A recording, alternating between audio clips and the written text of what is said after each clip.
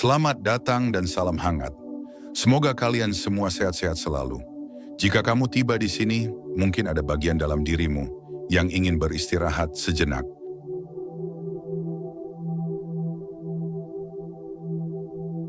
Manusia sering mengira bahwa hidupnya digerakkan oleh pikiran, keputusan, atau keadaan luar. Padahal jauh di balik semua itu, terdapat lapisan yang lebih halus namun menentukan, aliran kesadaran yang bergerak melalui tubuh, rasa, dan jiwa. Ketika hidup terasa berat, berulang, atau kosong tanpa sebab yang jelas, seringkali bukan karena dunia yang salah, melainkan karena pusat-pusat kesadaran dalam diri tidak mengalir sebagaimana mestinya. Di sanalah cakra bekerja, bukan sebagai konsep mistik semata, tetapi sebagai peta batin tentang bagaimana manusia mengalami keberadaan. Cakra bukan sekadar titik energi yang perlu dibuka atau diaktifkan. Ia adalah bahasa kehidupan itu sendiri. Setiap pengalaman takut, cinta, marah, diam, atau tercerahkan meninggalkan jejaknya pada pusat-pusat kesadaran ini. Maka memahami cakra bukan berarti mengejar kemampuan spiritual, melainkan belajar membaca pesan yang disampaikan hidup melalui tubuh dan rasa. Cakra adalah cermin, ia tidak berbohong, tidak menghakimi, hanya menunjukkan apa yang sedang terjadi di dalam diri manusia. Cakra adalah pusat energi kesadaran dalam diri manusia. Dalam tradisi India kuno, yoga, tantra, vedanta, cakra dipahami sebagai titik pertemuan energi fisik, emosional, mental, dan spiritual. Secara umum terdapat 7 cakra utama sepanjang tulang belakang hingga kepala. 1. Muladhara atau akar. Lokasi di dasar tulang belakang. Tema, rasa aman, bertahan hidup, keterhubungan dengan bumi. 2. Svadhisthana atau sakral. Lokasi di bawah pusar. Tema, emosi, kreativitas, hasrat, relasi. 3. Manipura atau pusar garis miring solar plexus. Lokasi di ulu hati. Tema, kehendak, kekuatan diri, identitas ego. 4. Anahata atau jantung. Lokasi di dada. Tema, cinta, empati, penerimaan, keseimbangan. 5. Vishuddha atau tenggorokan. Lokasi di leher. Tema, kejujuran, ekspresi diri, kebenaran batin. 6. Ajana atau mata ketiga. Lokasi tengah dahi. Tema, intuisi, kesadaran, persepsi halus. 7. Sahasrara atau mahkota. Lokasi di ubun-ubun. Tema, kesadaran ilahi, kesatuan, keheningan murni. Tulisan ini bukan ajakan untuk mempercayai sesuatu secara membuta, melainkan undangan untuk menyadari. Setiap bab akan membawa pembaca menelusuri satu lapisan kesadaran, dari yang paling dasar hingga yang paling hening. Bukan sebagai perjalanan ke atas semata, tetapi perjalanan ke dalam. Karena pada akhirnya, kesadaran tertinggi tidak ditemukan dengan melarikan diri dari dunia, melainkan dengan sepenuhnya hadir di dalam diri sendiri. Cakra pertama, Muladhara, akar kesadaran manusia. Muladhara adalah fondasi dari seluruh pengalaman manusia. Ia terletak di dasar tulang belakang, namun maknanya melampaui lokasi fisik. Disinilah kesadaran pertama kali bertemu dengan dunia materi. Rasa aman, takut kehilangan, kecemasan akan masa depan, dan dorongan untuk bertahan hidup semuanya berakar di Muladhara. Ketika cakra ini seimbang, manusia merasa ada, merasa berpijak, merasa berhak hidup. Namun ketika terganggu, hidup terasa seperti ancaman yang terus-menerus bahkan tanpa sebab yang nyata. Banyak orang berusaha mencari ketenangan batin melalui pemahaman tinggi, meditasi mendalam, atau konsep spiritual yang kompleks, namun mengabaikan akar ini. Padahal jiwa tidak bisa terbang jika akarnya rapuh. Trauma masa kecil, rasa ditolak, ketidakpastian ekonomi, dan lingkungan yang tidak memberi rasa aman seringkali membuat muladhara menyempit.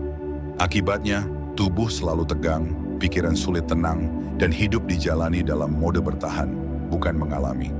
Muladhara mengajarkan bahwa spiritualitas tidak bertentangan dengan dunia materi. Justru sebaliknya, kesadaran hanya bisa tumbuh ketika manusia berdamai dengan keberadaannya di bumi. Makan, bekerja, beristirahat, dan menjaga tubuh bukanlah aktivitas rendah. melainkan bentuk penghormatan terhadap kehidupan. Ketika seseorang menolak realitas fisiknya, sesungguhnya ia sedang menolak pintu pertama menuju kesadaran yang lebih luas.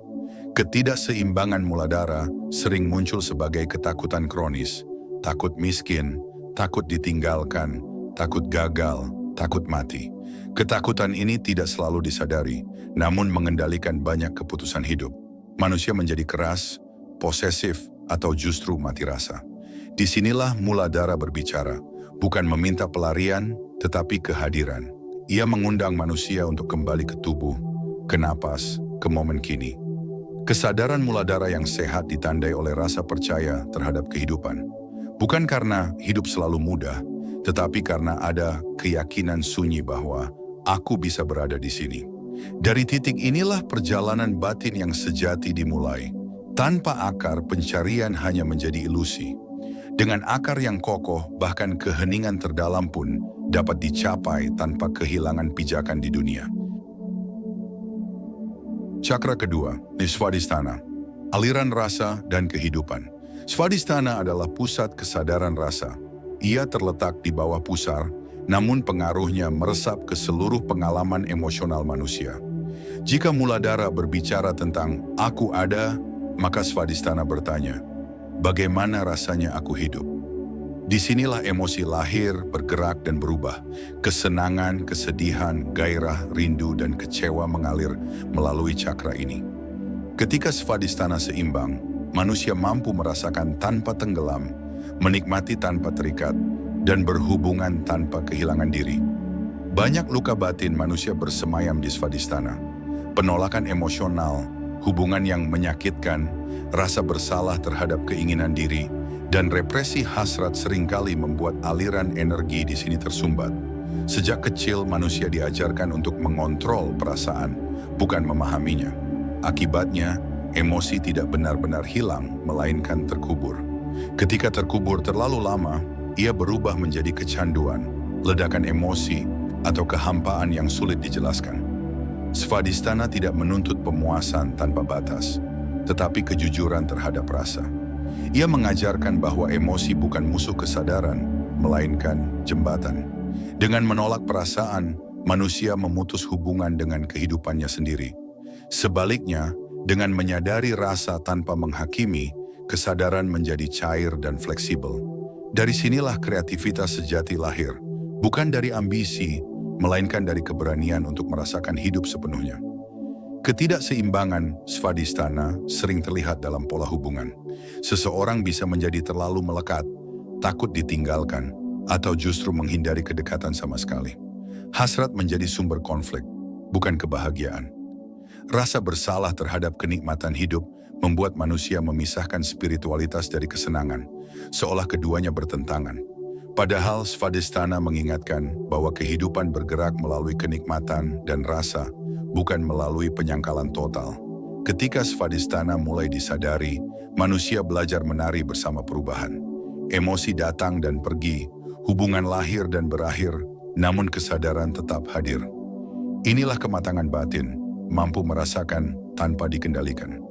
Dari aliran rasa yang sehat inilah, energi akan naik ke pusat berikutnya, membawa bukan beban luka, tetapi kebijaksanaan pengalaman. Cakra ketiga, Manipura, API kehendak dan identitas diri. Manipura adalah pusat kehendak, daya hidup, dan pembentukan identitas diri. Ia terletak di wilayah ulu hati, tempat energi berubah menjadi tindakan dan keputusan. Jika Svadhisthana mengalirkan rasa, maka Manipura memberi arah. Disinilah manusia membangun konsep tentang siapa aku, apa yang bisa kulakukan, dan sejauh mana aku berkuasa atas hidupku.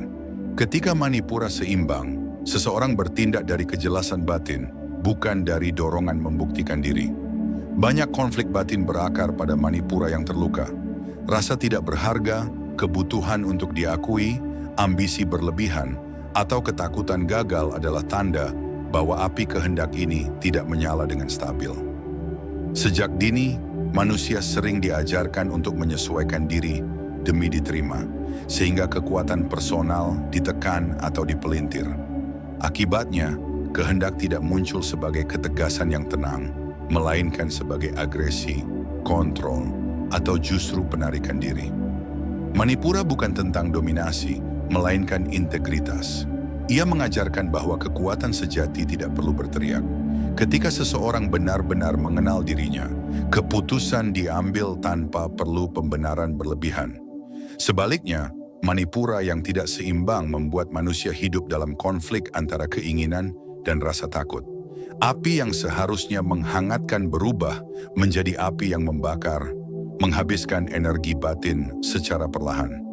Dalam kehidupan sehari-hari, ketidakseimbangan manipura tampak pada kelelahan yang tidak wajar, amarah terpendam, atau kebutuhan konstan untuk mengendalikan situasi.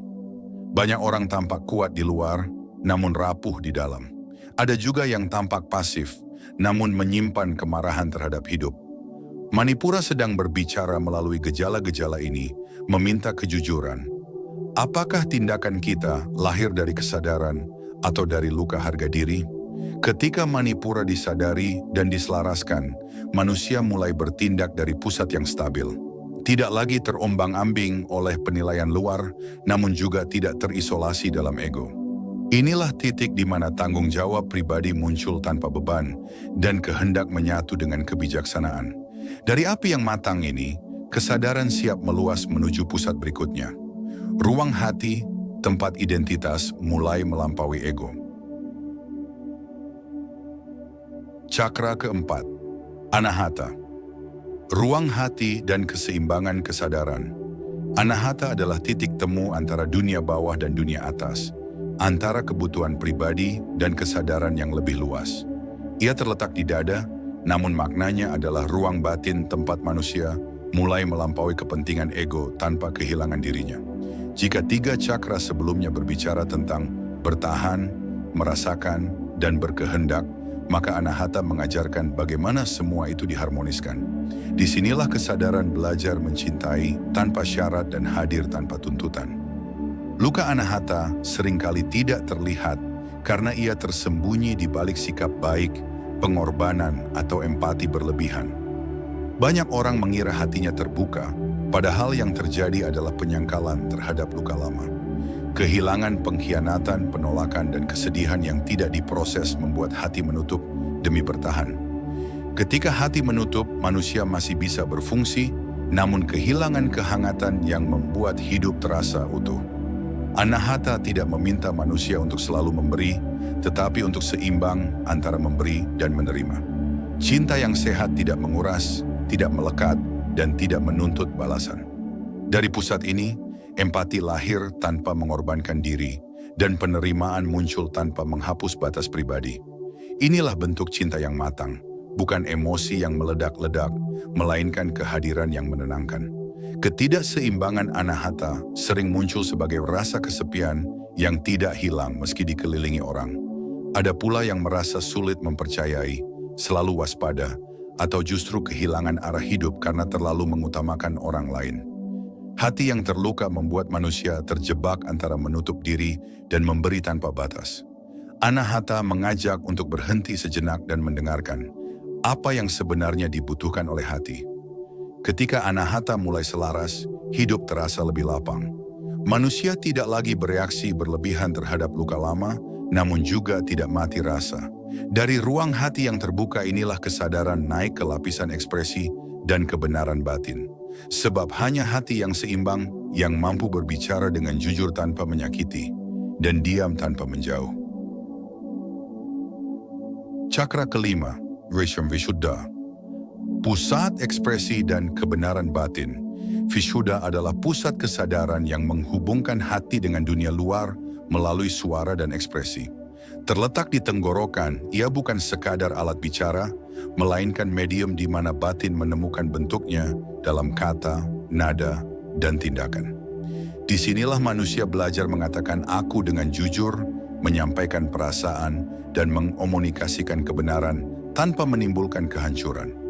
Ketika Vishuddha seimbang, kata dan rasa menyatu, ekspresi tidak menipu, dan kejujuran menjadi aliran alami. Ketidakseimbangan Vishuddha muncul ketika manusia menahan suara hati atau menyampaikan sesuatu yang bukan dirinya. Takut dikritik, takut disalahpahami, atau takut mengecewakan membuat energi cakra ini terhambat. Banyak orang hidup dalam diam yang penuh tekanan, memendam kata-kata yang seharusnya melepaskan, dan membiarkan rasa tersumbat dalam tubuh dan pikiran. Seiring waktu, sumbatan ini muncul sebagai ketegangan fisik, kegelisahan, dan ketidakjelasan identitas. Vishuddha mengajarkan bahwa berbicara bukan sekadar menyuarakan isi kepala, tetapi menyampaikan kebenaran batin dengan keberanian dan kelembutan. Ekspresi yang tulus tidak harus sempurna, tetapi harus autentik. Setiap kata yang keluar dari pusat ini membawa energi. Setiap kalimat yang terdistorsi oleh ketakutan akan menimbulkan kebingungan. Kesadaran Vishuddha menuntun manusia untuk menyeimbangkan antara mendengar dan berbicara, antara mengekspresikan diri dan menghormati ruang orang lain. Pusat ini juga terkait dengan kemampuan mendengar diri sendiri dan orang lain dengan penuh perhatian. Ketika Vishuddha terganggu, komunikasi menjadi dangkal, penuh asumsi, atau manipulatif. Banyak konflik lahir dari ketidakmampuan menyuarakan kebenaran atau mendengarkan sepenuhnya. Di sini terlihat bahwa cakra tidak bekerja sendiri. Keseimbangan Vishuddha membutuhkan fondasi hati yang terbuka, ego yang matang, dan keberanian untuk hadir. Ketika Vishuddha selaras, kata-kata menjadi jembatan, bukan tembok. Manusia mampu mengekspresikan diri tanpa takut, menyampaikan isi batin tanpa menghakimi, dan mendengar tanpa memutus hubungan. Kesadaran yang mengalir melalui pusat ini memberi manusia kemampuan untuk berkomunikasi dengan integritas. Dari Vishuddha, energi kemudian siap bergerak ke tingkat intuisi yang lebih halus, menghubungkan diri dengan persepsi batin yang lebih dalam. Cakra ke-6, Ajna, pusat mata ketiga dan intuisi. Ajna, dikenal sebagai pusat mata ketiga, adalah gerbang kesadaran yang menghubungkan manusia dengan dimensi intuisi dan persepsi halus. Terletak di tengah dahi, cakra ini tidak berbicara melalui kata atau rasa, tetapi melalui penglihatan batin dan ketajaman persepsi. Ketika ajna terbuka dan seimbang, manusia mampu melihat di balik ilusi, memahami situasi tanpa penjelasan panjang, dan merasakan arah hidup yang sejati. Ia adalah tempat di mana pikiran dan kesadaran menyatu, melampaui logika semata. Ketidakseimbangan ajna sering muncul sebagai kebingungan, kesulitan mengambil keputusan, atau kelekatan pada pola berpikir yang kaku. Banyak orang meremehkan intuisi, menganggapnya hanya perasaan belaka, padahal ia adalah peta batin yang halus. Ketika kemampuan ini tertutup, manusia hidup dalam reaktivitas, dipandu oleh ketakutan, keinginan, atau tekanan sosial, bukan oleh panduan batin yang sejati. Akibatnya, keputusan hidup terasa berat dan sering tidak memuaskan. Ajna mengajarkan bahwa melihat bukan berarti selalu memahami dengan akal, dan mengetahui bukan berarti menguasai. Persepsi sejati lahir dari keheningan batin, dari kesediaan untuk hadir dan menyimak. Disinilah manusia belajar untuk membedakan antara imajinasi, asumsi, dan wawasan batin. Intuisi bukan sekadar firasat, tetapi penglihatan yang lahir dari penyatuan pengalaman, hati, dan kesadaran murni. Ketidakseimbangan cakra ini juga dapat menimbulkan rasa skeptis berlebihan, atau sebaliknya, terlalu percaya pada firasat tanpa pembuktian. Manusia menjadi either terlalu tertutup terhadap panduan batin, atau terlalu mudah terombang-ambing oleh isyarat yang salah. Ajna mengingatkan bahwa intuisi selalu membutuhkan fondasi dari cakra sebelumnya. Rasa aman, kesadaran emosi, kehendak yang jelas, dan hati yang terbuka. Tanpa fondasi itu, penglihatan batin tidak akan stabil. Ketika ajna selaras, manusia mulai hidup dari perspektif yang lebih luas. Ia mampu menavigasi hidup dengan kebijaksanaan, bukan hanya logika, dan merespons dunia dengan ketenangan, bukan reaksi instan. Persepsi halus ini menjadi alat untuk melihat hubungan antara sebab dan akibat, memilih jalan yang selaras dengan diri, dan menghadapi hidup dengan penuh kesadaran. Dari ajna, kesadaran siap naik ke puncak. Sahasrara, tempat manusia mengalami kesatuan dengan keberadaan ilahi. Cakra ketujuh, Sahasrara, pusat mahkota dan kesadaran ilahi. Sahasrara adalah puncak dari seluruh perjalanan kesadaran manusia.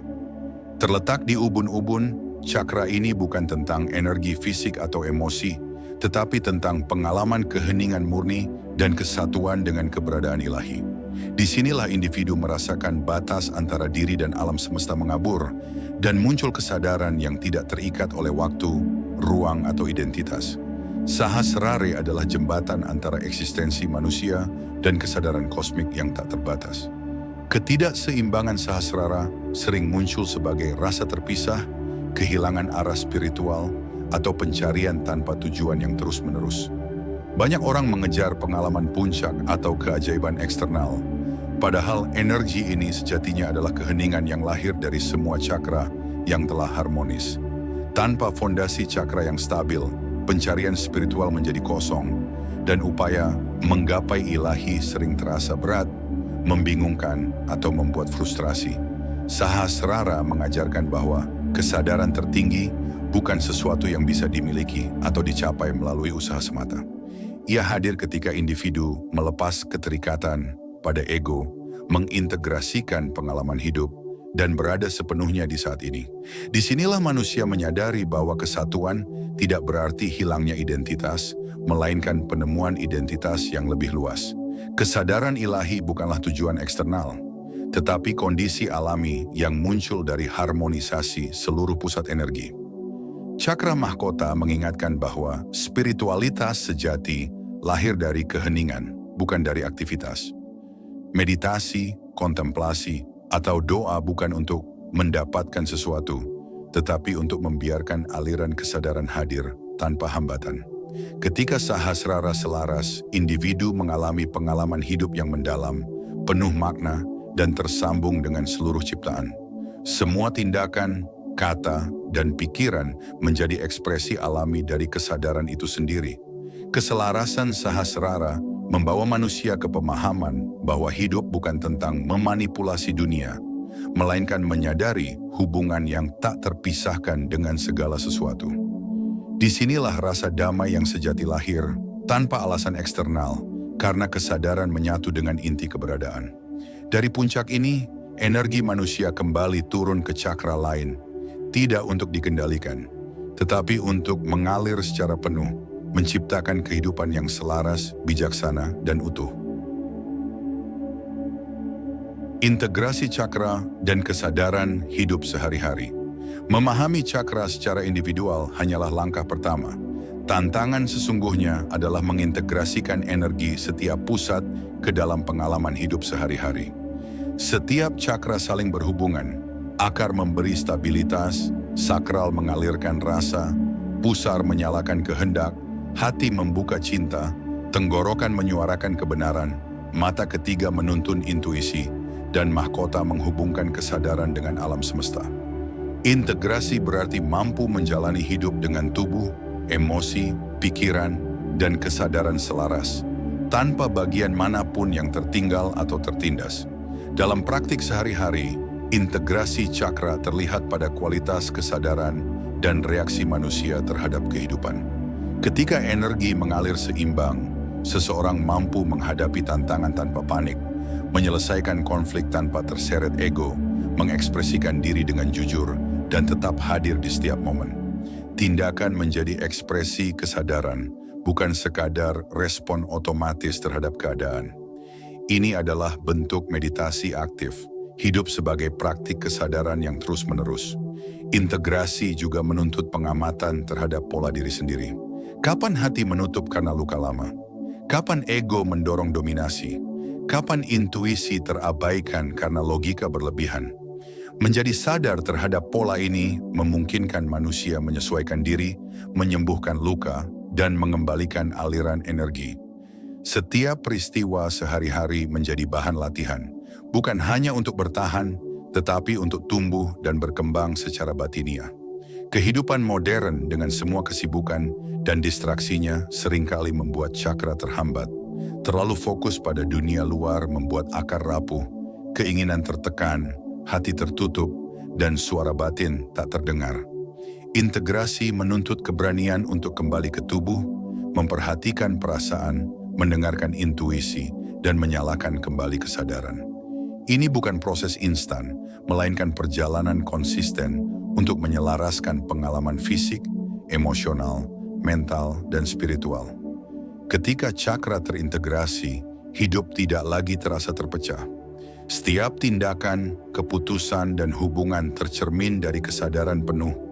Tantangan tidak dihindari, tetapi dihadapi dengan ketenangan dan kebijaksanaan. Energi mengalir dari dasar hingga puncak, menciptakan kehidupan yang seimbang, bermakna, dan harmonis. Dari integrasi inilah manusia mulai merasakan kedalaman diri, menyadari tujuan hidup yang lebih besar, dan hadir sebagai kesadaran yang utuh. Cakra dan hubungan dengan diri sendiri dan orang lain. Setiap cakra tidak hanya memengaruhi pengalaman internal, tetapi juga cara manusia berinteraksi dengan dunia dan orang lain. Muladhara memberi rasa aman dalam hubungan, Svadhisthana membuka kapasitas untuk merasakan empati dan gairah. Manipura menentukan batas dan kekuatan diri, Anahata mengajarkan cinta tanpa syarat, Vishuddha memungkinkan komunikasi jujur, Ajna menghadirkan penglihatan batin terhadap orang dan situasi, dan Sahasrara menghubungkan semua hubungan dengan kesadaran universal. Keselarasan cakra berimplikasi langsung pada kualitas hubungan, baik dengan diri sendiri maupun dengan orang lain. Hubungan dengan diri sendiri adalah fondasi dari semua interaksi. Ketika manusia mengabaikan cakra internal, muncul konflik batin yang memproyeksikan diri pada orang lain. Ketidakamanan, luka emosi, ego yang tak terintegrasi, atau ketidakmampuan mengekspresikan diri seringkali menimbulkan pola hubungan yang tidak sehat. Kesadaran terhadap cakra membantu mengenali pola-pola ini, memahami reaksi diri, menyadari kebutuhan, dan mengembangkan kasih sayang serta pengertian terhadap diri sendiri. Hubungan dengan orang lain merupakan cerminan dari cakra yang bekerja di dalam diri. Orang yang hati dan tenggorokannya terbuka mampu menciptakan komunikasi yang jelas, empati yang tulus, dan kehadiran yang menenangkan. Sebaliknya, cakra yang terhambat dapat memicu kecemburuan, konflik, manipulasi, atau ketergantungan emosional. Setiap interaksi menjadi arena latihan. Apakah kita menanggapi dari luka, ego, atau dari kesadaran yang terintegrasi? Integrasi cakra dalam hubungan juga mengajarkan keseimbangan antara memberi dan menerima, mendengar dan berbicara, hadir dan melepaskan. Kesadaran atas diri sendiri memungkinkan manusia hadir sepenuhnya dalam hubungan tanpa kehilangan batas atau jatuh ke dalam pola berulang yang menyakitkan. Cakra menjadi alat reflektif. Setiap ketegangan atau ketidaknyamanan adalah pesan yang menunjukkan bagian mana dari diri yang perlu diperhatikan dan disembuhkan. Ketika cakra bekerja selaras, hubungan menjadi ruang pertumbuhan dan penyembuhan. Manusia mampu mencintai tanpa menempel, mengekspresikan diri tanpa merugikan, dan mendengar tanpa menilai. Hubungan tidak lagi sekadar memenuhi kebutuhan atau melarikan diri dari kesepian, melainkan menjadi cermin kesadaran, tempat belajar tentang diri sendiri dan orang lain. Dengan demikian, cakra bukan hanya energi internal, tetapi juga kunci untuk membangun kualitas hubungan yang autentik dan harmonis. Cakra, kehidupan, dan pencerahan sehari-hari. Cakra bukanlah konsep yang terpisah dari kehidupan nyata. Ia adalah bahasa halus yang menuntun manusia melalui setiap momen, keputusan, dan pengalaman. Dari dasar hingga puncak, energi setiap pusat memengaruhi cara manusia berpijak, merasakan, bertindak, mencintai, berbicara, melihat, dan bersatu dengan keberadaan. Kehidupan yang dipenuhi kesadaran cakra bukanlah tentang sempurna, melainkan tentang hadir, meresapi, dan mengintegrasikan setiap lapisan diri dengan penuh perhatian. Sehari-hari cakra mengajarkan pencerahan melalui hal-hal sederhana. Menjaga tubuh, merasakan emosi tanpa menahan, mengambil keputusan dari kehendak yang jelas, membuka hati untuk menerima dan memberi, mengekspresikan kebenaran dengan jujur, mempercayai intuisi, dan membiarkan kesadaran ilahi hadir di setiap tindakan. Hidup menjadi praktik kesadaran yang terus-menerus. Bukan ritual khusus atau pengalaman spiritual yang dramatis, tetapi seni menjalani realitas dengan kehadiran penuh. Kesadaran cakra mengubah perspektif terhadap tantangan dan konflik. Setiap ketegangan atau perasaan tidak nyaman adalah pesan, bukan hukuman. Rasa takut, kesedihan, marah, atau kebingungan menjadi indikator pusat energi yang perlu diperhatikan, bukan sesuatu yang harus dihindari. Dengan begitu, manusia belajar bahwa kehidupan tidak memerlukan pelarian atau penyangkalan, melainkan pemahaman dan kehadiran, sehingga setiap momen menjadi guru yang bijaksana. Pencerahan sehari-hari muncul ketika manusia mampu menghubungkan semua lapisan kesadaran: tubuh, emosi, kehendak, hati, kata-kata, intuisi, dan kesadaran kosmik. Tidak ada satu pusat yang lebih penting, semuanya saling mendukung dan membentuk harmoni. Hidup yang selaras bukan tentang pencapaian spiritual tinggi semata, tetapi tentang integritas internal yang tercermin dalam tindakan, hubungan, dan kehadiran penuh di dunia nyata. Akhirnya, cakra mengajarkan bahwa pencerahan bukanlah tujuan di masa depan, melainkan keadaan yang dapat dirasakan setiap saat. Saat manusia hadir sepenuhnya, menyadari diri dan lingkungan, serta membiarkan energi mengalir melalui semua pusat, hidup menjadi utuh, bermakna, dan damai. Perjalanan melalui cakra bukan sekadar teori atau praktik mistik, tetapi seni hidup, seni menyatu dengan diri, orang lain, dan alam semesta dengan penuh kesadaran, keberanian, dan kasih. Asal-usul cakra dan hubungannya dengan alam semesta.